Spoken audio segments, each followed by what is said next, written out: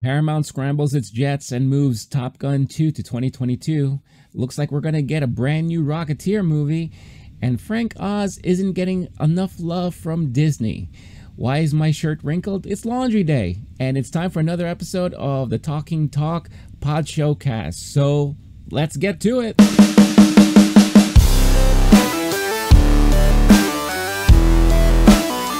What's going on, guys and gals? Welcome to another episode of the Talking Talk Podshowcast, your unofficial weekly pop culture podcast, video show, whatever you want to call it. But hopefully you are spending some time and joining me as I recap some of the top stories of the week. As I mentioned previously in my last episode, I am recording this episode a little bit earlier in the week. I am going on a little vacation for Labor Day weekend. So just wanted to make sure I get something out there for you guys. So if there's some news that dropped that happens to be big towards the end of the week, more than likely I will have a chance to talk about that in the next episode. But thank you guys as always for all your support and joining. For the audio listeners, thank you as well. Again, let me get this out of the way as always. If you like what you see, hit that like button, subscribe to the YouTube channel if you haven't done so already. Again, these are the great free ways to show your love and support to little old me. What really helps is if you follow and download the episodes on your podcast platform of choice, where you could find Talking Talk every week on there, as well as some future episodes that will be launching very soon. So again, thank you guys. I hope you are all gearing up for a nice Labor Day weekend here in the US. Yeah, it's one of those last hurrahs for summer. And you know, the summer has been a very interesting one, especially for myself, where because of the absence of movie going last year due to the pandemic, I have been watching a lot of movies. And it's been, mixed feelings being back in the movie theaters. It was great in the very beginning because I felt like, there was a great sense of distancing, and I felt comfortable in not being so close to anyone. And now, just recently I watched Candyman, and people just don't seem to care much about the distancing anymore. And there was a family of like 12 that decided to come and watch Candyman, all of which seemed to be like kids in their early teens, which I found very interesting for a movie like that. And yes, there was a baby. They brought a baby in the movie theater to watch Candyman. So, I'll leave my thoughts on that for a future episode. But the reason why I'm talking about movies, and if you've watched or listened to my last episode, I was very much excited to hear about Top Gun 2, or Top Gun Maverick, as the official title is. Because CinemaCon happened recently and Paramount did their presentation, and they talked a lot of good stuff about Top Gun 2. They showed the beginning of the movie, I think the first 15 minutes of the movie, and from what I heard, it was spectacular, and it had all the nostalgia feels to it and all that. Well, today is Wednesday, and it was announced by Paramount that they have decided, because of COVID concerns with the new Delta variant, that Top Gun Maverick will now be moved to 2022. Its planned release date was November of this year, November 19th to be specific. And now they are pushing it to May 27, 2022, Memorial Day weekend. It looks like they really want to capitalize on a holiday weekend, and they're hoping that by then,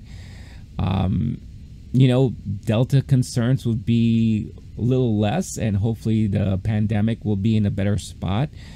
But yeah, I'm really bummed out about that. But before I get into that, they've also announced other dates that have been moved around. Jackass Forever, which was supposed to open up in October October 22nd, will now be moving to February 4th, 2022.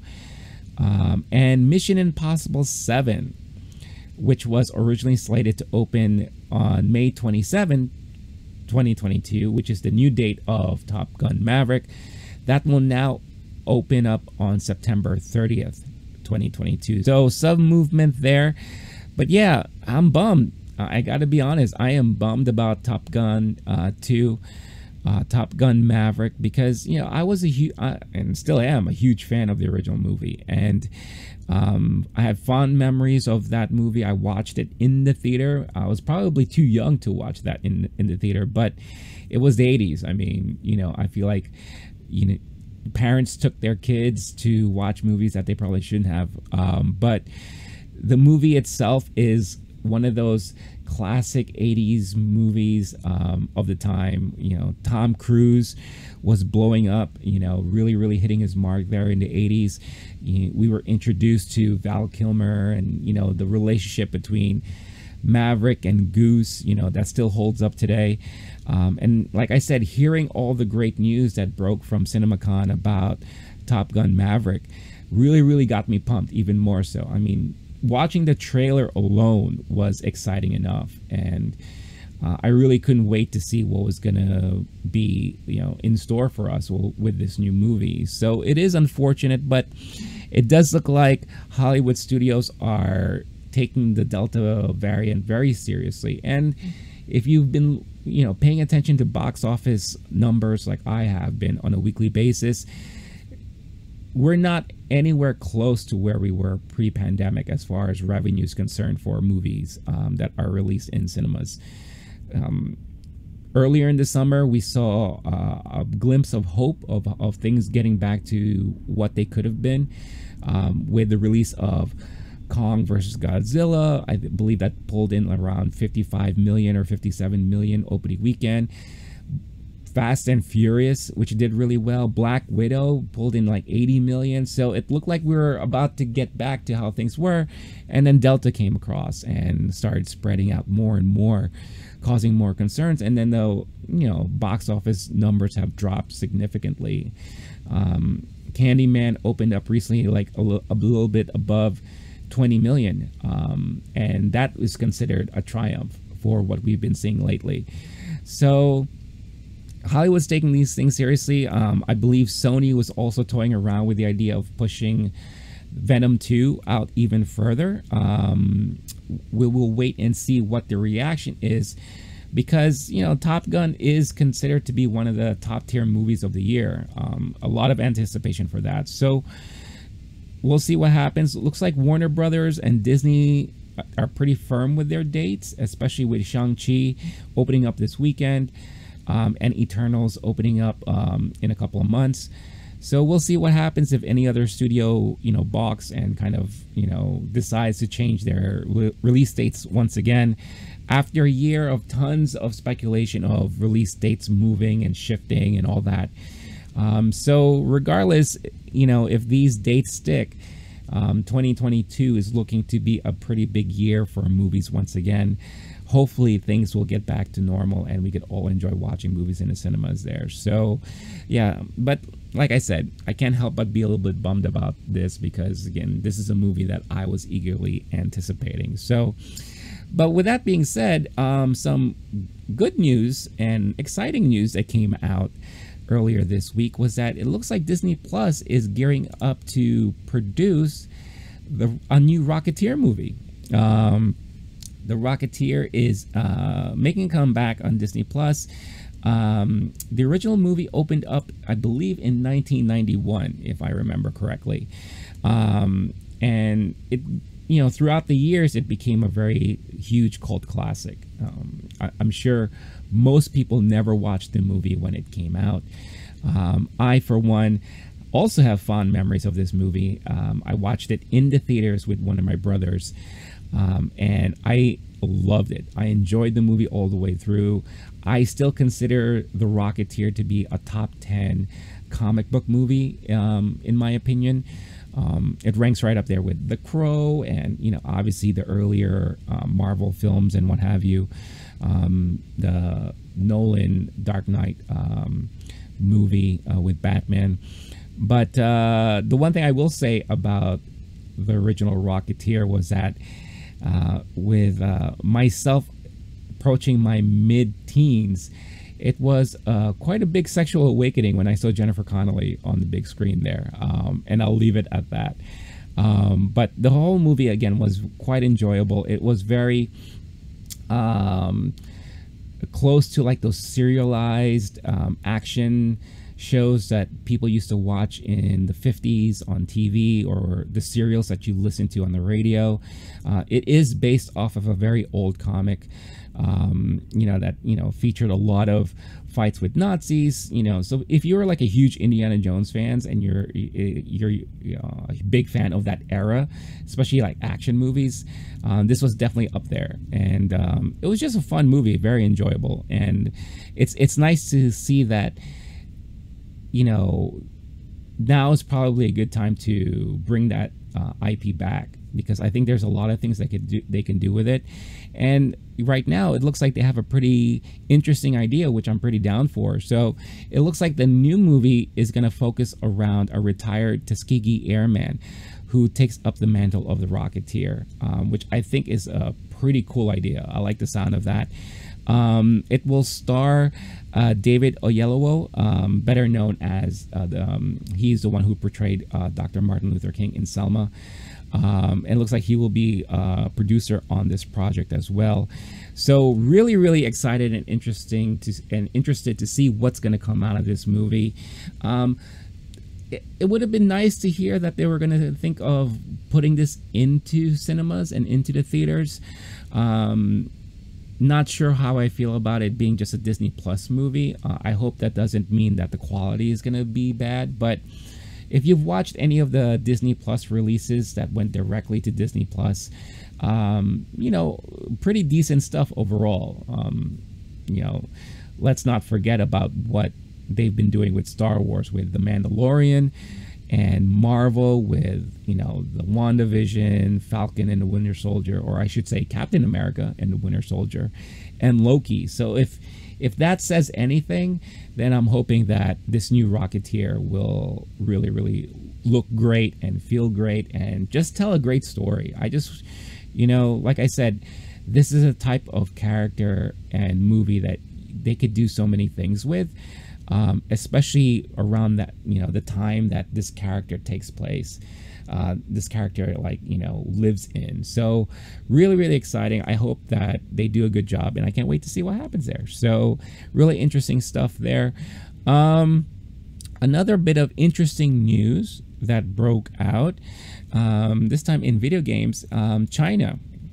It appears that China has decided to roll out new limits on game playing by minors. So the new rule basically says that it would prohibit children from playing video games entirely from Monday through Thursday.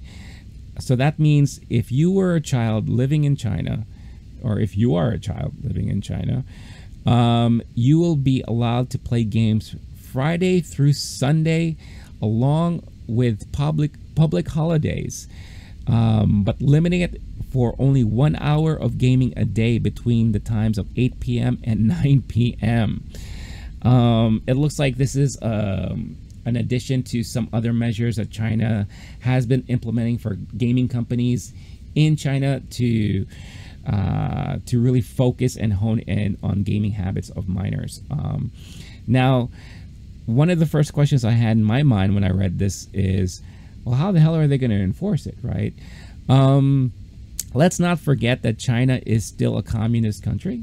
They do limit and monitor what is exposed to the people who live there. So basically, like, for example, there are a lot of bans on Google, Facebook. That's why they have a lot of their own search engines and social platforms there. So they really, really do monitor and control a lot of what is being exposed to the people who live in China. So I'm sure it's not going to be that hard to be able to monitor all this stuff. The one thing I did read that is very fascinating is that earlier in the year, Tencent, who is one of the biggest gaming companies there in China, they launched a facial recognition technology in its games that they put out to prevent children from playing games between 10 p.m. and 8 a.m. So if you are a child in China and you're playing one of the Tencent games, if you log in on your mobile phone, the camera will I guess there's a facial scan before the game launches, and it won't launch unless it scans your face. So if you're a child and it scans your face, oh look, you're a child, sorry, you can't play, it's already 11 p.m., go to bed. So really interesting stuff there. And what is this going to do for the industry? Here in the States, I don't think it's really going to do that much. However, I'm sure it will pique the interest of some parental groups and some other organizations out there who have always been complaining about the exposure of kids and technology, especially when it comes to smartphones and the internet and, you know, video games. It's always been a huge battle on how many hours should a child be on TV, watching TV. How many hours should a child be surfing the internet or being on their phones? And it's kind of hard, especially here in the States, and I'm sure it's like this a lot in other countries. But you know, if you are a busy parent and you just need a timeout for yourself, or maybe you have a very hyperactive child who always constantly needs to be doing something, and I've seen this in person, and you know, I've also seen this with family members and what have you. They will just give the child a phone, pop on a game, and let them go to town with it. And this is now their distraction for the next hour or two. And because of this type of mentality, and it happens a lot, kids, as they grow up, they tend to, you know, kind of have this reliance on technology to entertain them, distract them. Maybe it's the only form of entertainment that they know at the time. And so they take that with them as they grow up. Some kids have developed dependencies on this too, and it causes depression, and it causes, you know, anxiety and, you know, social awkwardness, because all they're doing is constantly looking at their phones. And I can see how that is a huge concern, and I can see how many parents and organizations and groups out there will look into what China is doing and say, how can we incorporate that here? Now, it's going to be a little harder, I'm sure, but you know, I won't be surprised if there's talks going around about it right now. You know, years ago, there was a lot of controversy and complaints about kids who would play these games on their phones that belong to their parents, or they're using accounts that belong to their parents, and they'll start purchasing in-game stuff through those accounts, and then before you know it, a parent gets the bill the next month, and it's like $500, $1,000, huge amounts of money, right? I'll never forget, and I'm dating myself, but, and I don't know if a lot of you remember, but there was a Smurfs mobile game that came out some time ago, a long time ago. And basically, it's one of those mobile games where you're just building up your Smurf village, right? You could build your houses, and then you have to do farm work to create resources and all that kind of stuff like that. Unlock your neighbors, which could be Papa Smurf or Smurfette or what have you. And the game offered in-game purchasing to purchase like upgrades and purchase materials and, you know, new things and all that. And kids were just going to town buying these things because they were never forewarned that, hey, by the way, this is using real money, real life funds. And there were tons and tons of complaints from parents saying, oh my God, you know, all of a sudden now I owe, you know, $5,000 because of this stupid Smurfs game, right? And I know that caused a lot of controversy, and it caused a lot of discussion around in-app purchases and in-game purchases and all that. So now there's a lot of warnings ahead of time, especially when you download something. Like, they will always tell you in advance, game will include in-app purchasing or whatever have you, just to give you guys a heads up and everything. So really interesting to see how this is going to play out. We may not know the full effects because, again, China is very cautious with what kind of information or communications are leaked out of China. But very interesting stuff here. And in a way, I got to give them props for curtailing a problem that is really existing here in the world as far as technology dependencies. And we all suffer from it too, you know. I mean, when I wake up in the morning, I try my best not to look at my phone first thing, but sometimes it's so easy to, right? Because you want to know, what alerts did I get? What's going on Twitter? You know, what's happening on Facebook? You know, what's the latest Instagram post or what have you? Me being a content creator, I'm always looking on YouTube. It's like, all right, what's the newest videos? You know, how did my other video do? You know, are there any comments? I need to reply to my comments, which I love doing. But, you know, if you don't really set a schedule for yourself or set some time just for you, turn all that crap off for a little bit every now and then. It really helps your mental state, you know. And with the type of year and a half that we've had with Corona and then now Delta, you know, a lot of our mindsets and the mentalities around the world is just not in a good spot, right?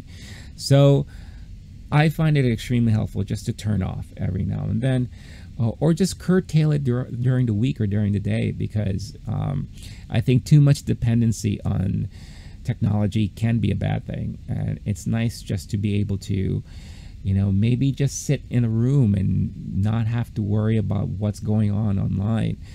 Or when you're taking a trip, you know, don't always focus on taking pictures or posting your updates of where you are always online, whether it's like Instagram or Twitter. Sometimes it's good just to not always have to do that, right? You can always go back to it, you know, but take a break.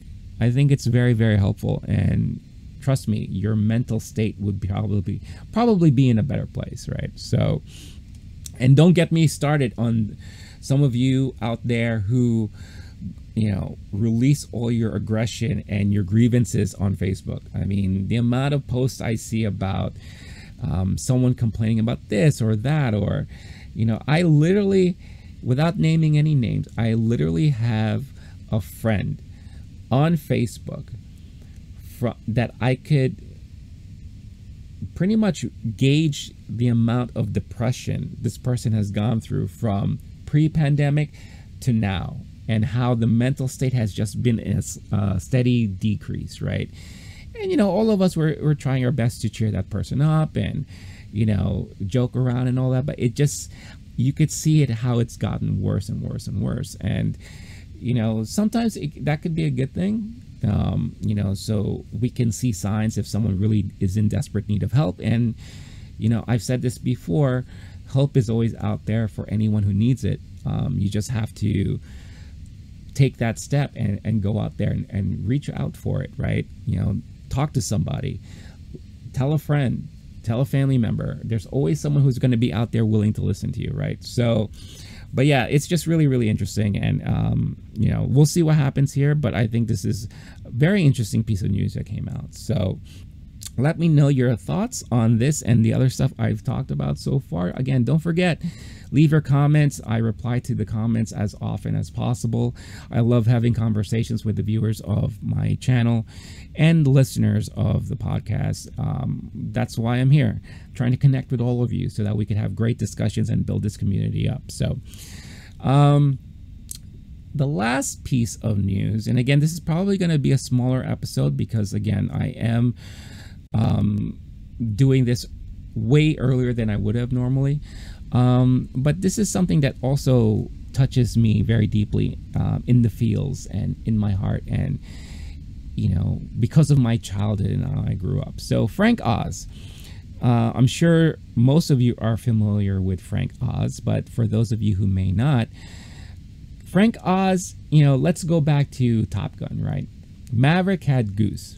That was his guy, right? You know, every time they were in the thick of it, Goose was there. Well, until he died, unfortunately. But spoiler alert.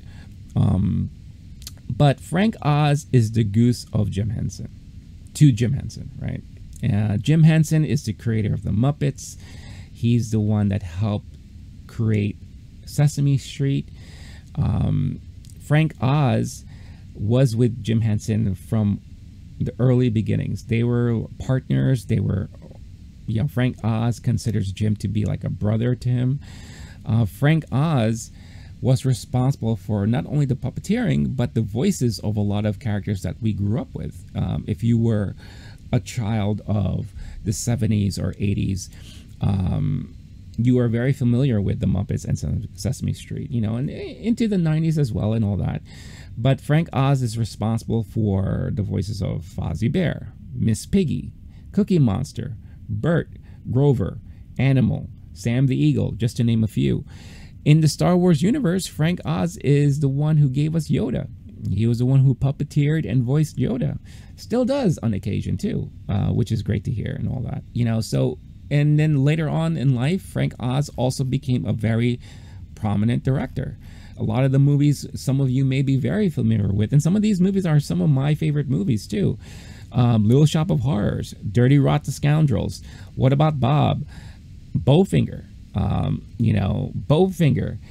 Bowfinger is one of the most underrated Eddie Murphy movies out there. It's Eddie Murphy and Steve Martin. And just to give you a quick premise, Steve Martin is a movie director who's, down and out in his luck. He's trying his best for so many years to hit that, to write that, and to write and direct that huge Hollywood movie. And Eddie Murphy plays this, let's compare him to like a Will Smith. He plays like the Will Smith movie star and all that. And of course, hijinks ensues and all that. And Steve Martin tries to do a movie with this star without him knowing. And I'll just leave it at that. I won't spoil it. I should probably do a watch along or some sort of commentary for that movie, because that movie is so good. I actually just watched it like a month ago and it still holds up. But yeah, Frank Oz directed that movie. So Frank Oz has been a part of the Muppets for a very long time, up until I would say the late 2000s. Well, not late 2000s, but like around 2000-ish, right? So Frank Oz did a interview recently with The Guardian, and I will include a link in the description of this video and the podcast for you audio listeners out there. And basically, we come to find out that Frank Oz has never retired officially from the Muppets. However, it doesn't look like Disney wants to include him with any projects that they've been working on. Which is fascinating to me, which is really, really fascinating. And I'm going to read you a little excerpt from this article that basically points out why Frank Oz feels this way and all that. And basically it goes like this. Oz hasn't worked with the Muppets since 2007, and it's been assumed that he'd retired or was retired. But that assumption is incorrect. Quote from Frank Oz himself: "I'd love to do the Muppets again, but Disney doesn't want me, and Sesame Street hasn't asked me for 10 years. They don't want me because I won't follow orders and I won't do the kind of Muppets they believe in," he says. He can't bear to watch the Muppets or Sesame Street today because the soul's not there. The soul is what makes things grow and be funny, but I miss them and love them. And that's sad. That's really, really, really sad. You have one of the founding fathers of the Muppets and Sesame Street still alive and kicking. I believe he's like 80 now or approaching 80. And he can't even work with the creation that he helped create. Now, I don't know if anyone of you have watched any of the recent iterations of the Muppets on Disney. Sesame Street is no longer in public, television. It's now on HBO Max. So you basically now have to pay to watch Sesame Street, which I have my own thoughts about. Especially when you look at the deep roots of how Sesame Street started and why it started the way it did. But the Muppets recently, even though as someone who grew up with the Muppets, I will always have that nostalgia feeling to connected to it, and I will always watch whatever they put out. And when you first start watching, especially the latest Muppets Now that hit Disney Plus, I believe a year or two ago. In the very beginning, the first couple of episodes, it was very cute. You know, I was like, oh my God, look at that. That's really funny. They're really trying to hone in on the current trends of today. You have Miss Piggy doing, yes, it was a year ago because the whole premise was that everyone was on Zoom. And they're trying to organize the show through Zoom. You have, Scooter trying to, wrangle everyone together and trying to upload clips for their show that they're trying to put together. Miss Piggy did like a fashion show, very much like something you would see on E! So she had certain guests, but she will always talk about her style, her fashion style, and the trends that she's into and all that. And it was a very, very cute premise until you've seen it over and over and over again. It looks like they just kept writing the same joke until you were blue in the face, right? Or they were blue in the face, or someone was blue in the face. But it looked like they just couldn't think of anything different, and it made the show stale and not that funny anymore. And I remember watching it, and after a while, I was just like, it felt like a chore. It's like, well, when are they gonna throw something new out there? Okay, we get it. Yeah, Miss Piggy's doing the fashion blog and all that stuff like that, and Kermit is, trying to interview celebrities, but always getting interrupted. Beaker and Bunsen, they're trying to do like a Mythbusters type of show, which in the beginning was really, really funny. It was really, really well thought out. But then it just got like repetitive, and when the Muppets first came out, and maybe it's just a sign of the time that we're in now, I don't know. And this is something I've always wanted to do. I've always wanted to do a deeper dive into Muppets then and now.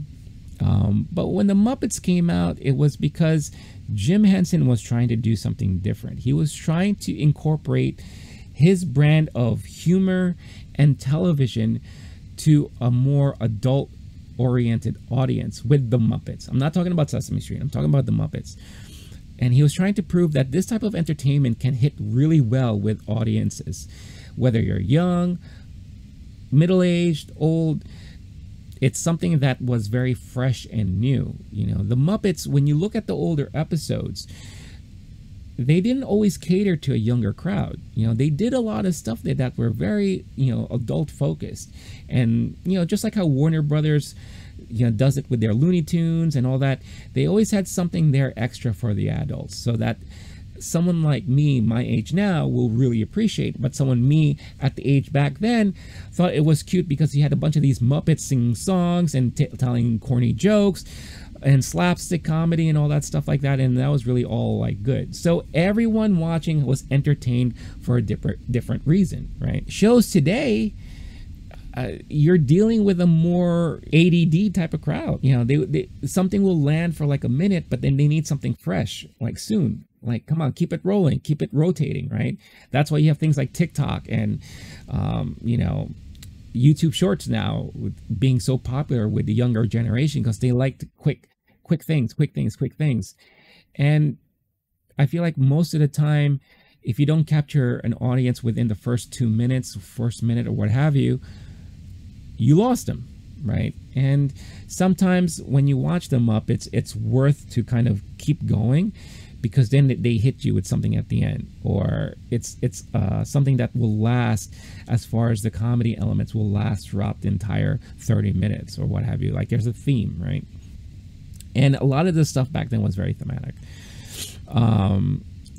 But I feel like Now, in going back again to technology, the Muppets, they don't really appeal to many of today's generation because they're used to seeing things like that are so high tech out there now, and the charm is not where it should be, you know. And maybe this is to Frank Oz's point, the soul is missing, right?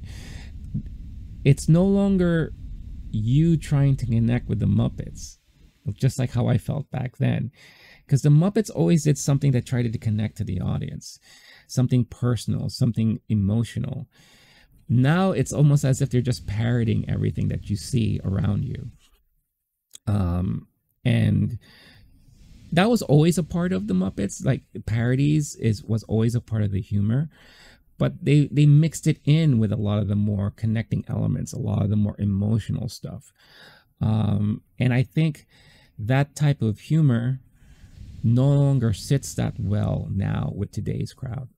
One of the reasons why you don't see a lot of those parody movies, like, you know, your Naked Guns or your Hot Shots or scary movies or whatever, is because they don't seem to land that well anymore with audiences. And also a lot of those, the more recent ones that they try to do, just sucked. I mean, it was just painful to watch. But I feel people are over that type of comedy for some reason, right? It has to be fresh. It has to be raw. It has to be, you know, like I said, you got to hit you in the first couple of minutes or else you're done. You know, Sesame Street, on the other hand, you know, they still have that. They're still doing the same connecting points, and they're using a lot of the stuff that happens in today's world to connect with children, you know, so they're still trying to do all that. So, but when it comes to the Muppets, it's hard to really say, like, how can you, you know, bring this type of impact back to an audience when it's already been seen, or it's already been done, or it's already been played out, right? And maybe it is the fact that there's no more soul to these shows because Disney owns the property and Disney wants to create a product that they believe the audience would like to see. And that's why the tone shift. Now, Disney doesn't own Sesame Street. They only own the Muppets, right? So they're trying to adjust the show to today's market. So they feel the comedy there is the parodies, the play on the things that we see a lot out there every day. They think that is the comedy that we want to see, or the type of entertainment we want to see from the Muppets, right? And maybe they need more of that connecting tissue. They need more of that. What can we connect personally to the audience? Bring that emotion back, to bring that those feels back. You know, there's a reason why I love the Muppets, because they made me love them. You know, with the things that they would talk about, with the relationships between the Muppets. You know, the Muppets now, you hardly had the Muppets interacting with each other. Every individual Muppet or duo had their own show, and they were just trying to put on a show for everyone. But you never saw any of them interact with each other like a community. You know, that was great. That was the one thing that was great about the Muppet Show back in the day, is that everyone was trying to do a show, but they were all together. You know, so, you know, they had their beefs, they had their, you know, little romantic relationships. You know, they had Kermit running around frantic trying to corral everyone, and, you know, understanding why Gonzo is this way, and Fozzie, don't tell that joke, that's not funny. Miss Piggy, all right, yeah, you look great, you know, get along with this celebrity or what have you. Maybe it's because of the pandemic that they weren't able to do a program like that, or, you know, but we don't know what's in store in the future for the Muppets, because I don't think the reception of Muppets Now is that great. I haven't heard about them picking up a second season. There hasn't been that much talks about a new Muppet movie, a movie related with the Muppets. So to Frank's point, he could be right. You know, there seems to be some sort of soul that's missing, and it is unfortunate that he can't seem to work well with Disney. Now, let's play devil's advocate here too. I've heard many times in many stories that Frank Oz is a difficult person to work with. He doesn't like to follow orders. Him and Jim had a lot of run-ins and butted heads many times. This is very well documented. The more documentaries that you watch or behind the scenes that you watch with them working on the Muppet Show and doing read-throughs and all that kind of stuff like that. And maybe Frank Oz is just that, you know, older guy who is just hard to get along with, and it's his way or the highway, doesn't want to listen to anyone. And Disney, I'm sure, is filled with a lot of more younger generation people working there behind the scenes. So it could be a mixture of that too, why he's not getting the work or not getting the love from Disney. But it is kind of unfortunate to hear that and to read about that. But it's an interesting article regardless, and I think you guys should check it out. Like I said, I will leave the link for you in the description for you guys to read. If you have the nostalgia like I do, I think it's very worth reading. And Frank Oz, I mean, he is a brilliant mind, great creator, great director. And like I said, those movies are still some of my favorite movies, you know, of all time. And Bowfinger. Don't forget about Bowfinger. That is like one of the best underrated Eddie Murphy comedies with the great Steve Martin. So I highly recommend that you watch that. So yeah, so that's about all the topics that I'll be discussing about this week. Again, give me feedback. Has this been entertaining for you guys? What kind of topics or stories would you like me to talk about? I actually was going to talk about another topic, but because of time constraints, I couldn't get enough of the research. And then an article just dropped about it earlier today that I didn't have time to digest. So hopefully in the next episode, that's something that I could discuss. But yeah, let me know what you guys think. But before we go, like I mentioned previously, there is a weekly segment, Collectable of the Week. I like to highlight a collectible that may be of interest to you guys. As I mentioned many times, I am a collector, not as big as I used to be, but you know, I still appreciate the fine world of collecting. And this week I am going to highlight Build-A-Bear. Now you're gonna be like, Build-A-Bear? Like, that's not for me. You know, I'm not a 8-year-old kid who wants, you know, a teddy bear or what have you. Or Build-A-Bear and the Build-A-Bear Workshop, when they first started, they were a great resource to kind of send bear gifts to people. You know, it started as almost like a bear telegram type of company where you go there, or like an American Girl, that's what they call it, right? The expensive girl dolls, you know, kid dolls that you take your daughter to, and you know, you buy her dress and fix her hair, what have you. But it's kind of like along those lines, where it was a place where you could just build your own custom teddy bear. Now, throughout the years, they've expanded and they've included a lot of like licenses and all that. You know, they're very big with Disney. I saw one recently where they have now a Lion King, so you could like build your own Simba. They have an Ursula, so you could kind of build your own Ursula, which is kind of cool. But it's because of that Build-A-Bear has come more into the, you know, to the front of collectors, because the quality is great and the look and feel of these bears that you could custom make for yourself are so well done and will look great hanging around on a desk or a shelf or what have you. So recently they started, they have a new IP with Lord of the Rings. So now you could build your own Lord of the Rings Build-A-Bear. You could have a Frodo with his elven cloak and his own ring that's dangling around his neck. And what's great about it, it has sound too. So there are going to be 5 phrases that he'll be able to say. You could do your own Gandalf with his, you know, gold hat and getup with his own walking stick and his, you know, and all that.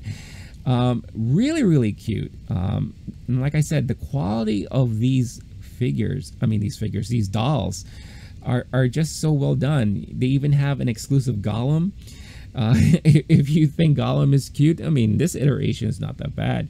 But these are so very cute and very unique. And along with that, something that they've also done is they've started expanding their Star Wars line. Now you could have your own Jawa with sounds as well. And the Jawa, I have to say, is adorable. Like, this is one of the cutest things I have ever seen. It's just, you know, he comes with his own little blaster, and also this, you know, like I said, this comes with sound as well. But just how adorable is that for a Star Wars collector to have this on your shelf? I think is the best thing ever.